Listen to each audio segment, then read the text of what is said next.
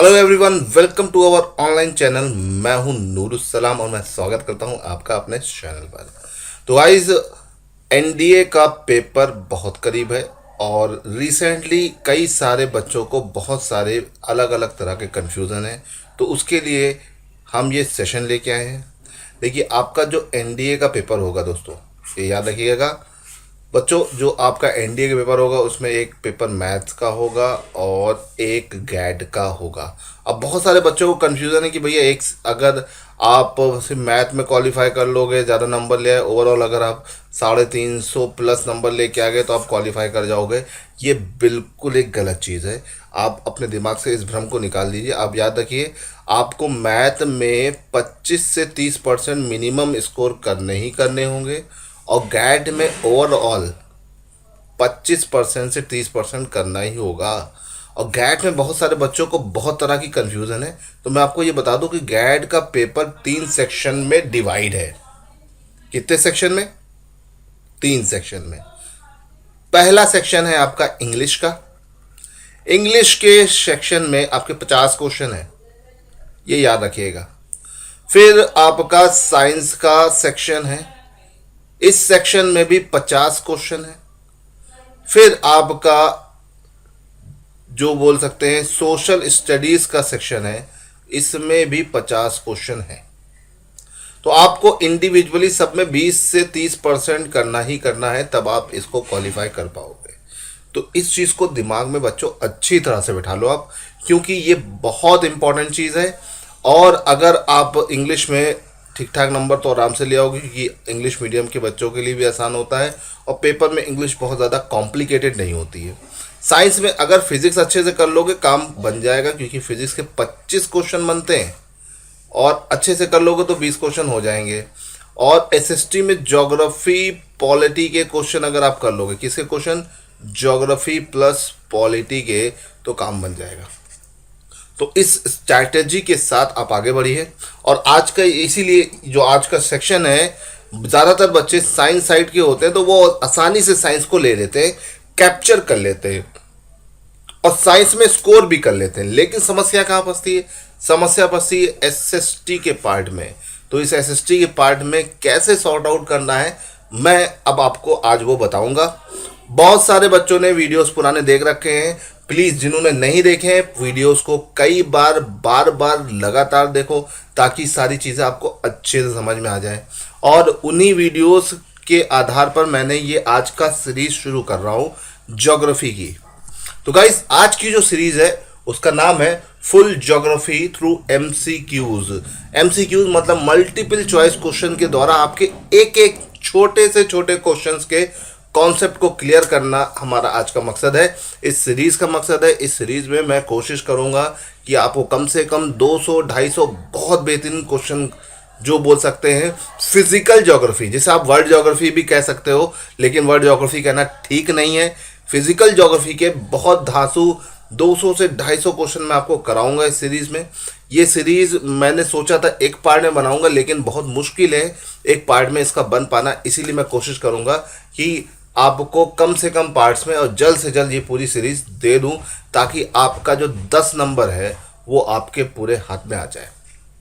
तो guys, channel को अगर लाइक और शेयर नहीं किया तो कर लीजिए। और जो बच्चे हमारे ग्रुप पे नहीं जुड़े हैं तो वो व्हाट्सएप के ग्रुप में जुड़ जाएं। और व्हाट्सएप के ग्रुप का लिंक नीचे मैंने डाल रखा है कमेंट सेक्शन में, आप वहाँ से उस पर कनेक्ट हो सकते हो। वहाँ के पर रहने पर आपको जितना भी क्रैश कोर्स का मटेरियल है वो सब मिल जाएगा। ये क्रैश कोर्स सारे बच्चों के लिए है जो भी एनडीए की तैयारी कर रहे हैं। जिनको कोई भी प्रॉब्लम है वो हमसे कंसल्ट कर सकते हैं अपनी प्रॉब्लम। तो चलिए, टाइम वेस्ट करे बगैर आज के इस सीरीज को शुरू करते हैं। आज का क्वेश्चन नंबर 1 है, the mapping of which of the following is most difficult.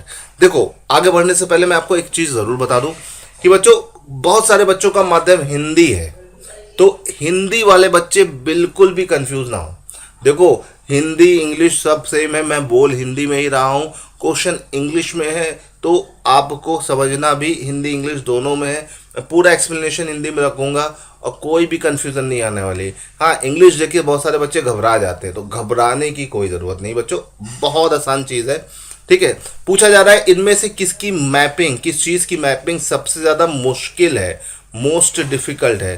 तो आगे बढ़ने से पहले मैं एक चीज ये भी बोल दूं कि भाई हर क्वेश्चन को आते ही पॉज कर लो, थोड़ा सा पढ़ो और पढ़ने के बाद अपना आंसर दो, है ना। कमेंट में बोलते जाओ, कमेंट में आंसर देते जाओ, तो इससे क्या होगा, मुझे पता चलता जाएगा कितने बच्चों का सही आंसर आ रहा है और कितने का गलत आ रहा है ना। कमेंट में आप आंसर देते रहोगे तो मुझे रेगुलर अपडेट्स मिलती रहेंगी। तो इनमें से किसका मैपिंग सबसे मुश्किल है? Mountain, plateau and plain, interior of earth, ocean and their depth. तो सबसे मुश्किल जो मैपिंग होती है, पृथ्वी की आंतरिक संरचना के बारे में जानना सबसे मुश्किल काम होता है और इसकी मैपिंग कर पाना सबसे मुश्किल काम होता है। तो interior of the earth is the correct answer. Okay, चलिए यहां से आगे बढ़ते हैं नेक्स्ट क्वेश्चन की। टाइड्स, टाइड्स को हिंदी में बोलते हैं ज्वार भाटा। इन सी हैव स्टोर इन देम। ठीक है, टाइड जो आता है, ज्वार भाटा जो आता है आपका समुद्र में, जो ज्वार भाटा आता है उनके अंदर जो ऊर्जा होती है वो किस रूप में संचित होती है ना। जो भी समुद्र में ज्वार भाटा आता है उसमें संचित ऊर्जा किस रूप में होती है ना। तो ये सिंपल सा क्वेश्चन है।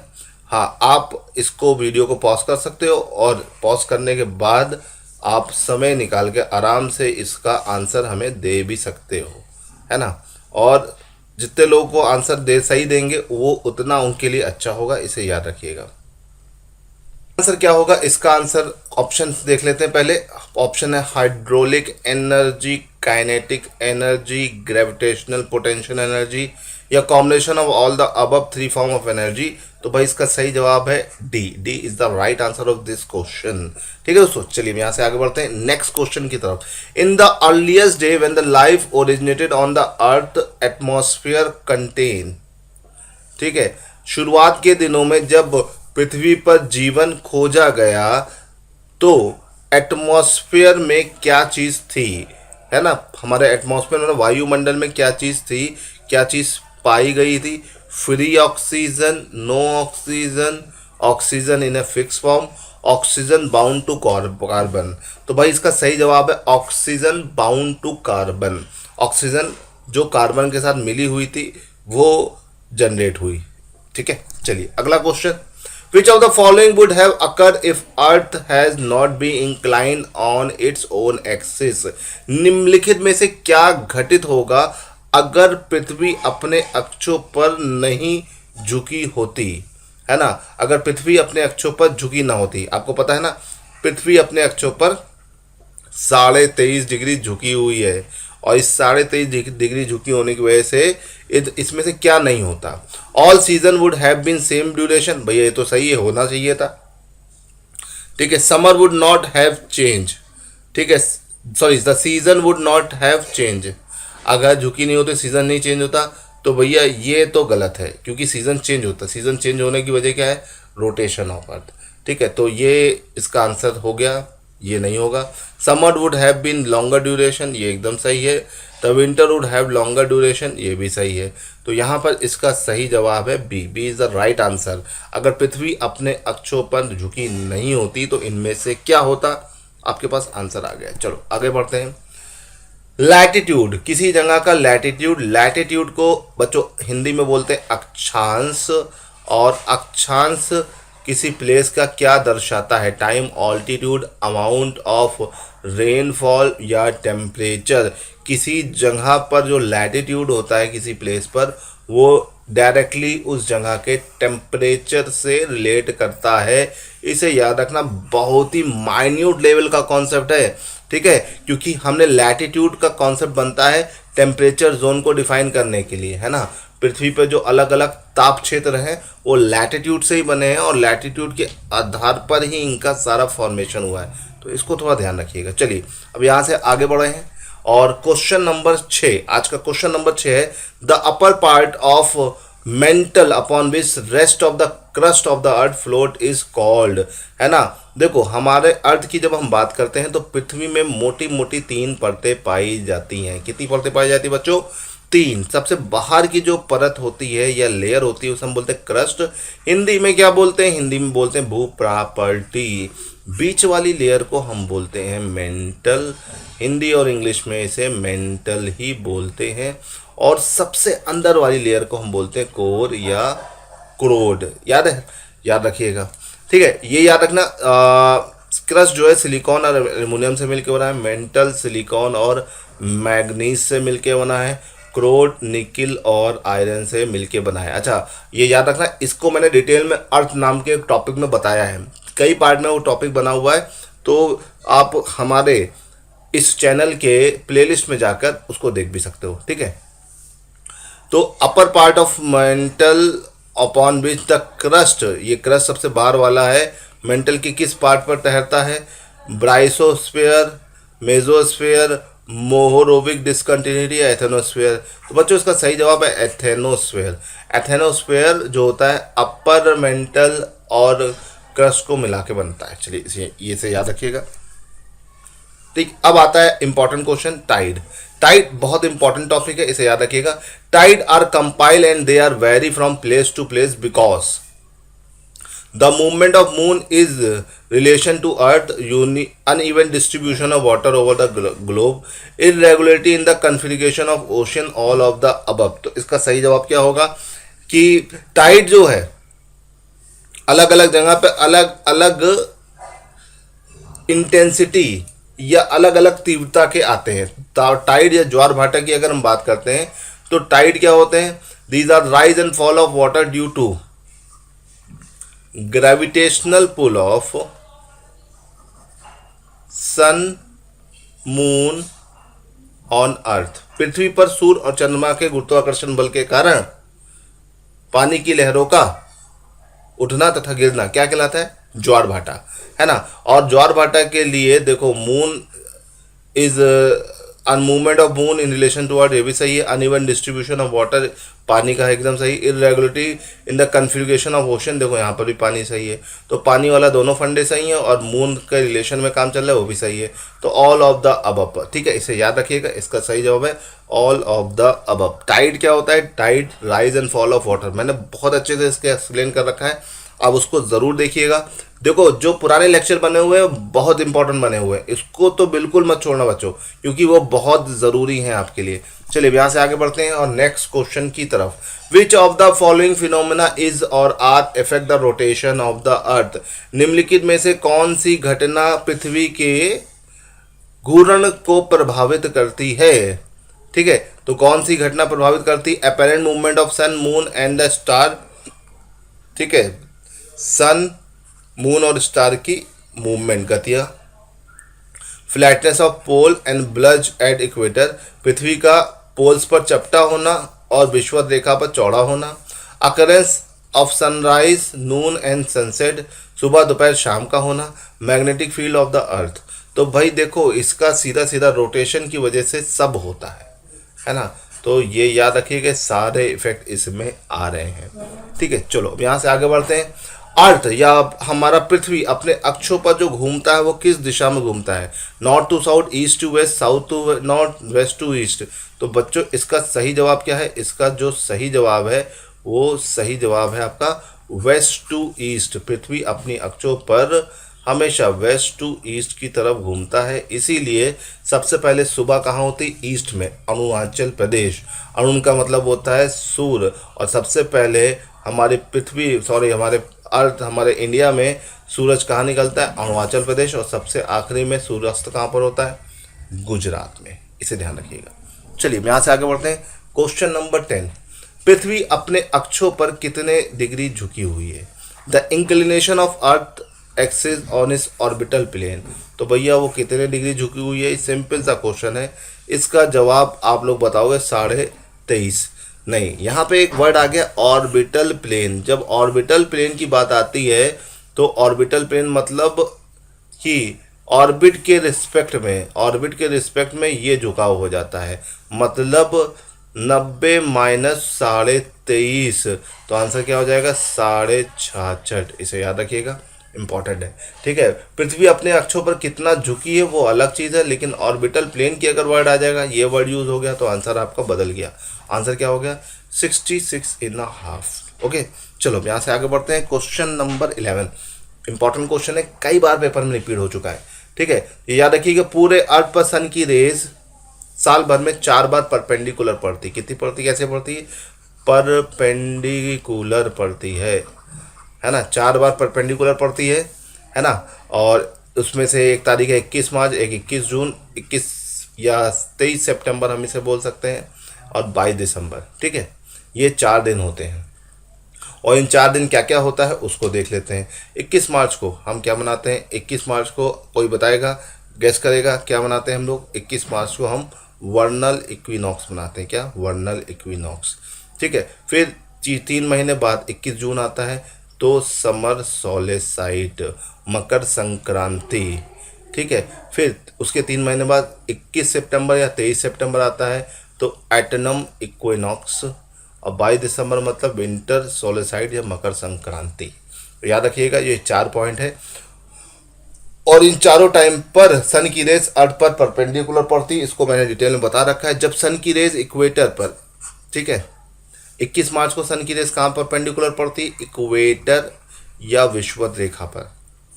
और जब ये विषुवत रेखा पर लंबवत पड़ती है तो पूरी पृथ्वी पर जब भी सूर्य की किरणें विषुवत रेखा पर लंबवत पड़ेगी या परपेंडिकुलर पड़ेगी तो पूरे अर्थ में day and night were will equal, है ना। तो 21 मार्च को पूरे अर्थ पर दिन और रात बराबर होता है, और ठीक इसी तरह से 23 सितंबर को भी यही होता है। तो इक्विनॉक्स की कंडीशन में दिन और रात हमेशा बराबर होते हैं, आपको ये याद रखना है दोस्तों। बच्चों इसको भूलिएगा नहीं, बहुत इंपॉर्टेंट चीज बता रहा हूं मैं आपको, है ना, ये भूलना नहीं।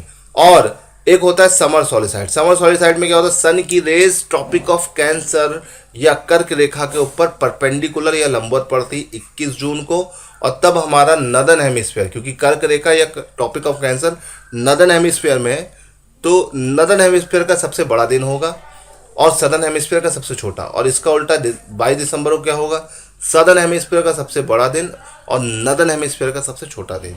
तो इस तरह से अगर आप मैच करोगे तो इसका आंसर हो जाएगा क्या, D. D is the right answer of this question. Okay, चलो यहाँ से आगे बढ़ते हैं। वैसे इस पिछले कॉन्सेप्ट को भी मैंने अच्छे से डिटेल से समझाया है बच्चों, तो ये भूलिएगा नहीं, है ना। और एक चीज़ मैं आपको बता दूं, हमारे टेलीग्राम ग्रुप पे जरूर जुड़ जाइएगा। टेलीग्राम ग्रुप का नाम क्या है, decode exam defence, decode exam defence. और एक चीज़ मैं आपको और बता दूं कि आप हमारे व्हाट्सएप ग्रुप पे भी जुड़ सकते हो अगर आपको अभी 2021 का पेपर देना है। और एक हम्बल रिक्वेस्ट है कि मुझे चेक ना करना पड़े, इसलिए मैं आप सबका एक बार एडमिट कार्ड का स्क्रीनशॉट मांग रहा हूँ। क्यों, क्योंकि आप अपने एडमिट कार्ड का स्क्रीनशॉट दोगे तो हमें सीरियस स्टूडेंट्स के बारे में जानकारी मिल जाएगी, है ना। और सिर्फ ये एक फॉर्मेलिटी है, अगर दोगे तो बहुत अच्छा है बच्चों, है ना, क्योंकि इससे क्या है ना, फिर हम सीरियस तरीके से काम करेंगे आपके साथ मिलके। यहाँ पर रिटर्न भी और फिर आगे जाकर आपका जो एसएसबी होगा उस पर भी हम वर्क करेंगे। तो इसीलिए आपको इनरोल्ड करना बहुत ज़रूरी है, और इसी इनरोलमेंट के लिए, ठीक है, इनरोलमेंट के लिए ही हम आपका एडमिट कार्ड मांग रहे हैं। तो प्लीज़ व्हाट्सएप का जो नीचे ग्रुप का लिंक है उस पर जाइएगा, एडमिन को देखिएगा और एडमिन को अपना एडमिट कार्ड दे देना, है ना। इंडिविजुअली पर्सनली देना, ग्रुप पे मत डालना। इससे क्या होगा कि हमें आपको इनरोल करने में आसानी होगी, ताकि अगर आप में से जो भी सीरियस कैंडिडेट है जो वाकई ही एनडीए के लिए जाना चाहता है, हम उसको तैयार कर सकें, है ना, और उसको गाइड कर सकें। ओके, चलो अब यहाँ से आगे बढ़ते हैं नेक्स्ट क्वेश्चन की तरफ। Question number 12, the word use to describe the shape of earth is, है ना। तो आप अगर अर्थ के शेप को डिस्क्राइब करना चाहोगे तो इनमें से कौन सा वर्ड यूज होगा, फ्लैट, सर्किल, स्क्वायर, ऑब्लेट, स्पोराइड। तो इसका सही जवाब क्या होगा, इसका सही जवाब होगा ऑब्लेट स्पोराइड। ठीक है, अंडाकार आप बोल सकते हो। ऐसे इसके लिए एक टेक्निकल वर्ड और यूज होता है, जियोइड। इसके लिए एक वर्ड और यूज होता है, उसे हम क्या बोलते हैं, जियोइड। तो जो भी आपको मिल जाए आप वो लिख सकते हो। हिंदी में भू आप बोलते हैं, क्या बोलते हैं, भू आप। ठीक है, चलो यहां से आगे बढ़ते हैं। Question number 13, the mean radius of earth is approximately by, पृथ्वी की औसत त्रिज्या, रेडियस को हिंदी में क्या बोलते हैं, त्रिज्या, लगभग कितनी है? 3200 किलोमीटर, 6400 किलोमीटर, 9600 किलोमीटर, 12800 किलोमीटर। तो बच्चों बताओ इसका सही जवाब क्या है? आप लोगों ने बचपन से फिजिक्स में पढ़ते आ रहे हैं, 6400 किलोमीटर। तो ये आपका एकदम करेक्ट जवाब है। अगर आपका डायमीटर पूछता तो ये आंसर होता। तो बहुत आसान सी चीज़ है, आपको सिर्फ ध्यान रखना है। चलो अब क्वेश्चन नंबर 14 की तरफ बढ़ते हैं। What is the correct sequence of the following layer of the earth as we move from the surface to the interior of the earth? है ना, अगर हम पृथ्वी की आउटर लेयर से इनर लेयर की तरफ बढ़ेंगे तो सबसे बाहर से अंदर की तरफ क्या पड़ेगा? तो भाई देखो, सबसे पहले क्रस्ट, उसके बाद कोर, सॉरी कोर तो लास्ट में पड़ेगा, उसके बाद मेंटल पड़ेगा। तो 2, 1 और 3, तो 2, 1 और 3, सी इज द राइट आंसर। है ना, बहुत पहले और कई बार लगातार एनडीए में आता रहा है। ठीक है, 93 में से आना शुरू हुआ और लगातार आ रहा है, तो इसे ध्यान रखिएगा। बात बहुत सिंपल सी है, क्वेश्चन हमेशा सेम पैटर्न पे आते हैं, बस लैंग्वेज चेंज होती रहती, इसे बच्चों ध्यान रखना। चलो यहाँ से आगे बढ़ते हैं। Summer solstice in southern hemisphere is occur. ठीक है, समर सोलेसाइड मतलब आपका कर्क संक्रांति कब होती है? ये भी थोड़ी देर पहले मैंने इसको डिटेल में समझाया है, सदर्न हेमिस्फीयर में। तो सदर्न हेमिस्फीयर में कर्क संक्रांति कब होती है ना। अब सदर्न हेमिस्फीयर में पूछकर इन्होंने तुम्हें थोड़ा सा परेशान कर दिया, है ना। Summer solstice in southern hemisphere अकर, तो इसका सही जवाब होगा, अगर सदर्न हेमिस्फीयर का समर सोलेसाइड पूछ रहा है तो ये एक तरह से विंटर सोलेसाइड ही पूछ रहा है, और वो आपका होगा 22 दिसंबर। तो ये करेक्ट आंसर है। ओके, बहुत सिंपल सा लॉजिक है, इस लॉजिक को अगर समझ जाओगे तो बहुत आसान है। चलिए यहाँ से आगे बढ़ते हैं।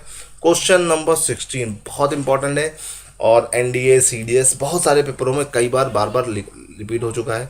क्वेश्चन है 1 degree of the circumference of the earth is measure by. है ना, पृथ्वी का 1 डिग्री जो सर्कमफ्रेंस का है वो कितने के बराबर है? तो 1 डिग्री बराबर है 111 किलोमीटर के लगभग, है ना।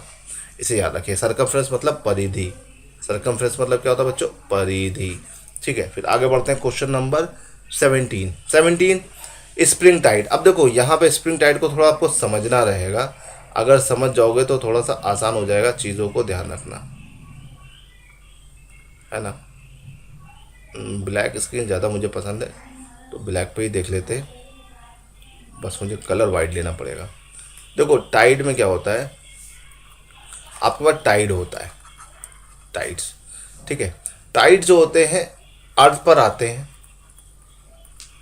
सन और मून की ग्रेविटी की वजह से, इसे याद रखिएगा। ठीक है, तो अर्थ पर सन और मून की ग्रेविटी की वजह से टाइड आता है, उसे पानी की लहरों का ऊपर उठना और नीचे जाना टाइड्स कहलाता है। अब देखो सन मून का ग्रेविटी लगती है ना, क्या लगती है? ग्रेविटी, तभी तो ये आएगा, सिंपल सी चीज़ है। लेकिन अब क्या सन मून की पोजीशन हमेशा सेम रहती है? बिल्कुल नहीं रहती है, हमेशा ये लोग अलग अलग पोजीशन में रहते हैं। और इसकी वजह से क्या होता है कि एक टाइम पर ऐसा आता है कि अर्थ पर मून और सन की ग्रेविटी सबसे ज़्यादा लगती है। इस पोजीशन को हम बोलते हैं सिजगी, है ना। इस पे मून की ग्रेविटी अर्थ पर लगती है और सन की ग्रेविटी अर्थ पर लगती है, और दोनों की कंबाइंड ग्रेविटी जब अर्थ पर लगती है तो बहुत ही हाई टाइड आते हैं, उसे हम बोलते हैं स्प्रिंग टाइड। बहुत ही ऊंचे ऊंचे टाइड आते हैं। ये मैक्सिमम कंडीशन है, मैक्सिमम की। और दूसरी कंडीशन है मिनिमम की। इसमें क्या होता है, इस कंडीशन का नाम है क्वाड्रेचर। क्या है? क्वाड्रेचर। इसमें क्या होता है, with respect to earth moon and sun make an angle of 90 degree which each other. इसमें क्या होता है, मून की ग्रेविटी अर्थ पर लगती है, सन की ग्रेविटी अर्थ पर लगती है, बट अब ये दोनों एक दूसरे को रिपल कर रहे होते हैं। रिपल करने का मतलब क्या है? एक दूसरे को रिजेक्ट कर रहे होते हैं, और जिसकी वजह से क्या होता है, जिसकी वजह से अर्थ पर बहुत ही लो टाइड्स आते हैं, जिनको हम बोलते हैं नीप टाइड, है ना। इसको ध्यान रखिएगा। इसमें इन तीनों के बीच का एंगल 180 होता है, इसमें इन तीनों के बीच का एंगल 90 डिग्री होता है, इसे ध्यान रखिएगा। ठीक है, अब क्वेश्चन पे आ जाते हैं। Spring tide occur, spring tide कब आता है?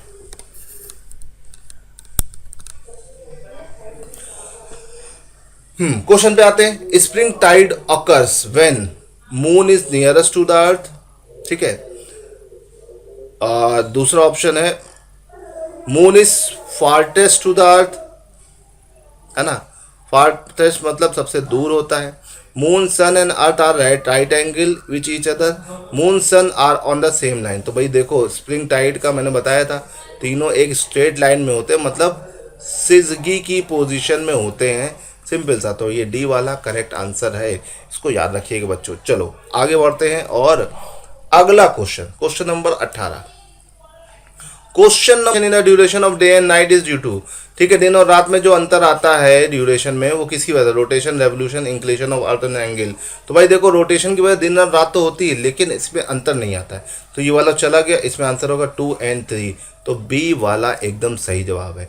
अर्थ के रोटेशन की वजह से दिन और रात तो होता है, लेकिन दिन और रात की समय अवधि नहीं घटती बढ़ती, वो रेवोल्यूशन की वजह से और अर्थ के अपने एक्सिस पर इंक्लिनेशन की वजह से होता है। चलिए क्वेश्चन नंबर 19 की तरफ बढ़ते हैं। Day and night are caused by, दिन और रात किसकी वजह से होते हैं, rotation of earth on its axis, revolution of earth around the sun, inclination of earth axis. अब देखो यही क्वेश्चन थोड़ा सा पलट के आया है, और यहाँ पर देखो दिन और रात किसकी वजह से हो रहे हैं, तो उसका सही जवाब है rotation of earth on its axis. अब रेवोल्यूशन और इंक्लिनेशन में कोई लेना देना नहीं, लेकिन अगर दिन और रात की समय अवधि किससे डिफाइन हो रही है, नीचे वाले दोनों। तो देखो इसीलिए मैंने दो क्वेश्चन एक साथ लगाए ताकि आपको एकदम क्रिस्टल क्लियर एक्सप्लेनेशन मिल जाए। ठीक है बच्चों, चलो अगला question. The speed of rotation of earth is highest, है ना, पृथ्वी की अपने अक्षों पर, ठीक है, रोटेशन, घूर्णन की गति सबसे ज्यादा कहाँ होती है। अब देखो ये फिजिक्स का भी एक क्वेश्चन है और आपका ज्योग्राफी का भी है, मिक्स क्वेश्चन है। तो आपको क्या लग रहा है इसका क्या सही जवाब होगा। Along the equator, at the north pole, along the tropic of cancer. तो इसका सही जवाब क्या होगा बच्चों, आप बता सकते हो। देखो रोटेशन स्पीड जो होती है अगर सबसे ज्यादा कहाँ पर होगी, तो देखो रोटेशनल स्पीड आपकी अर्थ की सबसे ज़्यादा होती इक्वेटर पर, इसीलिए इक्वेटर पर जी का मान सबसे कम होता है, और सबसे कम कहाँ होती है, पोल्स पर। ये याद रखिएगा, क्योंकि जी की वैल्यू जो होती है ये होता है, और ये क्या है, रोटेशनल स्पीड ऑफ अर्थ है। तो याद रखिएगा rotational speed of earth maximum कहाँ होती, इक्वेटर पर। ठीक है, इसे ध्यान रखने वाली चीज़ है, इसको अगर ध्यान रखोगे तो आपको सब समझ में आ जाएगा। तो दोस्तों देखिए 20 क्वेश्चन आपके पेपर में लगभग बनेंगे ज्योग्राफी के, और इस 20 क्वेश्चन को हमने आपके साथ डिस्कस किया है अच्छे से, है ना। और आराम से इसे देखिए, समझिए और जान लीजिए और समझिए, ज़्यादा से ज़्यादा चीज़ों को आप समझते जाइए, और कोशिश करिए कि हमसे आप कनेक्ट होते रहिए। ग्रुप को जुड़ जाइएगा, वीडियो को लाइक शेयर करिएगा, ज़्यादा से ज़्यादा लोग तक पहुंचाइए ताकि ज़्यादा से ज़्यादा लोग हमसे कनेक्ट हो जाए। ये जो क्रैश कोर्स है इसमें अभी हमारा रिकॉर्डेड वीडियो दे रहे हैं, लेकिन जब आप सब इनरोल्ड हो जाएंगे, सब एक्टिव हो जाएंगे, आपके लाइक, व्यूज़ और शेयर आने लगेंगे, तो हम लाइव वीडियो भी करेंगे बहुत जल्दी, 2-3 दिन के अंदर लाइव वीडियो करेंगे, और आप सबको लाइव आना है, ठीक है। और आपके सारे डाउट्स को मैं वहीं पे क्लियर करूंगा, ज्योग्राफी से, पॉलिटी से, जितने भी डाउट्स हैं, है ना। गाइड का वो पार्ट जो एसएसटी का है जिसपे आपको परेशानी हो सकती है, उसके सारे डाउट्स मैं क्लियर करवाऊंगा, तो आपको परेशान होने की कोई ज़रूरत नहीं है। आप हमसे कनेक्ट हो सकते हैं, हमसे जुड़ सकते हो, और कोई भी डाउट हो तो आप हमसे पूछ सकते हो। उसके लिए ही मैंने ग्रुप बनाया है, तो नीचे कमेंट सेक्शन में जो ग्रुप है भाई उस पर जुड़ना मत भूलिएगा। चलिए दोस्तों आज के लिए इतना ही, जय हिंद।